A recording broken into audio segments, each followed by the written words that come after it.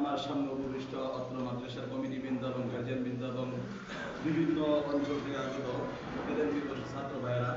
ছাত্র ভাইদের জন্য দু একটি কথা বলবো, 1 মিনিটের মধ্যে চেষ্টা করব।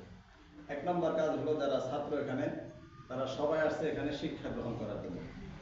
আর কেউ হয়তো আসছে, কাউকে হয়তো দেওয়া হচ্ছে, যেভাবেই হোক, যেহেতু এই গুন্ডির ভিতরে ঢোকার পর কি হয়ে গেছে, একটা মাদ্রাসার নিজাম ও আওতাদের মধ্যে আমরা সীমাবদ্ধ। আমাদের একটা নিয়ম আছে না? নাই নিয়ম আছে না? সকাল থেকে সন্ধ্যা পর্যন্ত, সন্ধ্যা থেকে আবার সুবে সাদিক পর্যন্ত একটা নিয়মে চলে। আর এই নিয়মগুলো আমাদের কল্যাণের স্বার্থে প্রতিষ্ঠান কর্তৃপক্ষ করে।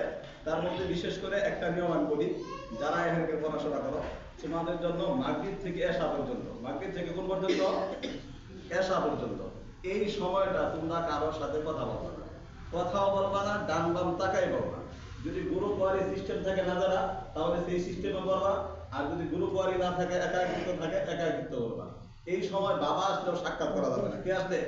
বাবা আসলেও সাক্ষাৎ করা যাবে না। একান্ত প্রয়োজন ছাড়া কেউ এই সময় যদি কথা বলে তাহলে বিশাল ক্ষতি হবে, আর এই ক্ষতি সে পূর্ণ করতে আর পারবে না। আর এই সময়টা সারা বিশ্বে, মানে এই সময়টাতেই পড়া মুখস্থ হয়, পড়া ভালো থাকে। আরেকটা সময় হচ্ছে শেষ সাথে, ওই শেষ সাথেও কারোর সাথে কোনো কথা বলা যাবে না।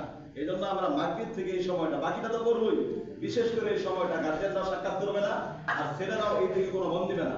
মাগরিবের 10 মিনিট আগে, 5 মিনিট আগে যদি নিজামুল আওকাত অনুযায়ী মসজিদে এসে কি করবে, ছাত্ররা সুন্দর করে কাতারবন্দি হয়ে বসে আল্লাহর কাছে দোয়া করবে। খেলাধুলা যা আছে সব কিছু ডিলেট করে দেবে, মা বাবা সব ডিলেট করে একটাই মন থাকবে আমার পড়ার দিকে।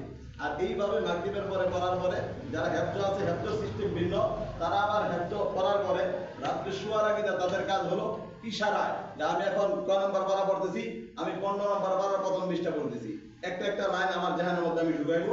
এরপরে শোয়ার আগে এইভাবে একবার তেলাওয়াত করে আমি শুয়ে পড়লাম।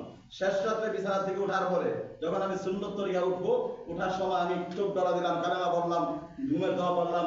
এরপর বৈশাই আবার ওই রাত্রে সুবহানাল্লাযী আসরা বিআবদি ওই পৃষ্ঠাটা আবার কেন করে সুন্দর করে আবার কি করা জাহানের মধ্যে ঢুকানো। এরপরে যে অজুমত করা, এরপরে আমি কি করবো, পড়তে বলবো।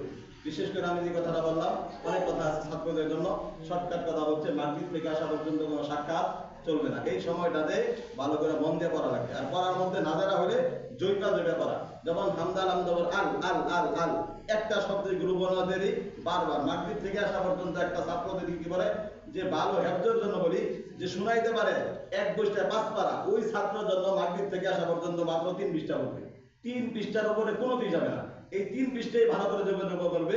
আর এই গ্যারান্টি যে 5 বছরের মধ্যে ওই ছাত্র তেলাওয়াত না করলে তেলাওয়াত আর ভুলবে না, আর কখনো তার ইয়াদ যাবে এরকম না। 5 বছর পরে যেতে পারে, কিন্তু 5 বছরের মধ্যে আর তার তেলাওয়াতটা কোনো সময় কি হবে না, ভুলবে না। এই জন্য আমরা যারা হেফজ আছি এবং যারা নাজারা আছি, এই নিয়মটা আমরা যদি মাইনা চলি, গ্রুপ বানিয়ে দিই, তাহলে ইনশাল্লাহ আমাদের কল্যাণ হবে।